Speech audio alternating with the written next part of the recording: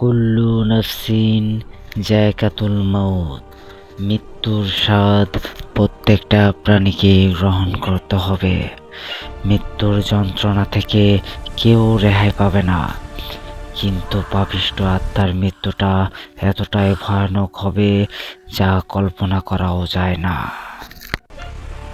পাপিষ্ঠ ব্যক্তির আত্মা যখন কবজ করতে আসবেন মালাকুল মউত, মালাকুল মউতের চেহারাটা এত ভয়ঙ্কর হবে, দুনিয়ার জমিনে যদি কোনো জীবিত মানুষ একবার দেখে ফেলে তার কলিজা ছিঁড়ে ছিন্ন ভিন্ন হয়ে যাবে। মালাকুল মাউত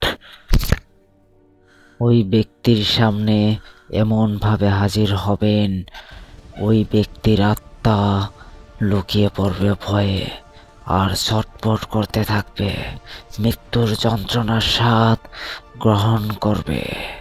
মালাকুল মাউত অবশেষে তার জান কবজ করে আসমানে নিয়ে যাবে। আসমানে নিয়ে যাওয়ার সময় জান্নাতের দরজাগুলো তাকে দেখে বন্ধ হয়ে যাবে।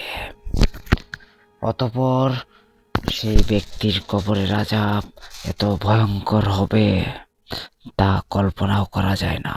তাই আমাদের প্রত্যেককেই আল্লাহ রব্বুল আলামিনের কাছে তওবা করে শুধরে যাওয়া। আল্লাহ যদি চায় তাহলে আমাদের সেই কঠিন মুহূর্ত থেকে হেফাজত করবেন।